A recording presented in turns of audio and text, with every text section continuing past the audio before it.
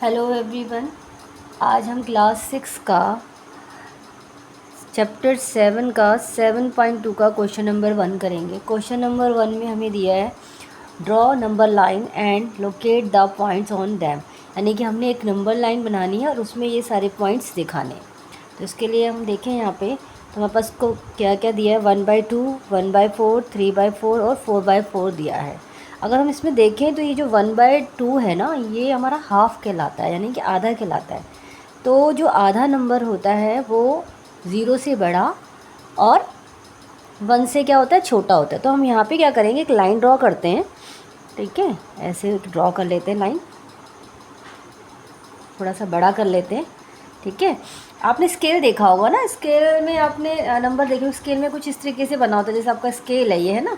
आपने स्केल में देखा होगा कि ऐसे यहाँ पे आपका 0 है, फिर उसके नीचे यहाँ पे बहुत सारी लाइनें होती है, 10 लाइनें होती है, फिर आपका 1 लिखा होता है, फिर 1 के बाद फिर से अगेन आपकी 10 लाइनें होती है, फिर 2 लिखा होता है, फिर उसके बाद 2 के बाद फिर 10 लाइनें ऐसे डली हुई होती है, फिर 3 लिखा होता है। ठीक है ना।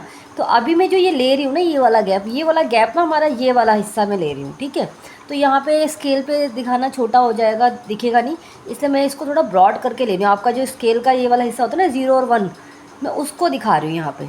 क्यों? क्योंकि जो अगर हम बात करें स्केल पे तो हम आधा कहाँ लेंगे, 0 और 1 के बीच में हम आधा लेंगे, है ना।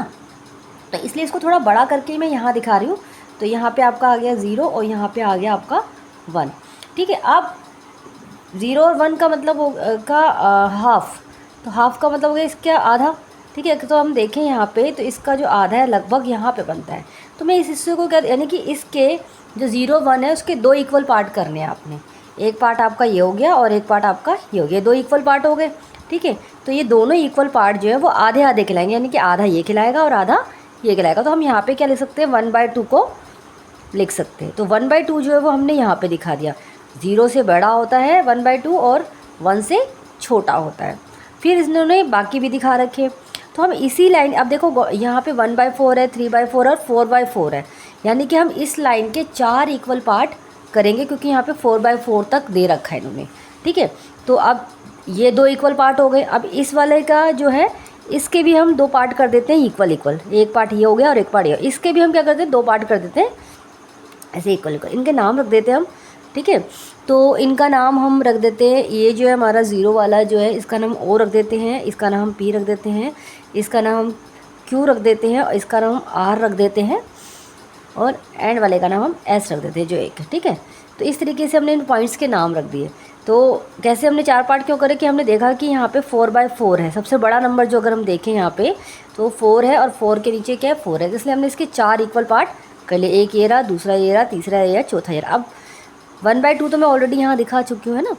तो अब आपने देखना है 1/4, तो 1/4 जो ना वो ही होगा, यानी कि 1/4 का मतलब क्या, कि आपने 4 इक्वल पार्ट करे, 4 इक्वल पार्ट में से एक पार्ट, तो ये 4 इक्वल पार्ट में से एक फर्स्ट पार्ट आपका ये है, तो आप इस वाले पार्ट को क्या लिखोगे, 1/4। ठीक है, फिर अगर हम इसकी बात करें इसकी, तो हम इसको क्या लिख सकते हैं, 2/4 भी लिख सकते हैं। ये तो हमने लिख लिया, लेकिन हम इसको 2/4 भी लिख सकते हैं। ये 2/4 हो गया, फिर ये तीसरा वाला पॉइंट हो गया, ये आपका 3/4 हो गया और ये वाला पॉइंट आपका हो गया 4/4। ठीक है, तो 1/2 और 2/4 जो है वो एक ही चीज़ है। अगर आप इसको रिड्यूस करोगे ना, 2 1 ज़ा 2, 2 2 ज़ा 4, ये वापस 1/2 बन जाएगा। ठीक है, तो इस तरीके से आपने नंबर लाइन पे ये दिखाना है। अगर हम P की बात करें तो P किसको रिप्रेजेंट कर रहा है, 1/4 को। Q जो है वो 1/2 को रिप्रेजेंट कर रहा है, R जो है वो 3/4 को रिप्रेजेंट कर रहा है और S जो है वो 4/4 को रिप्रेजेंट कर रहा है। तो इस तरीके से आप नंबर लाइन पर दिखा सकते हैं ये नंबर को, फ्रैक्शंस को।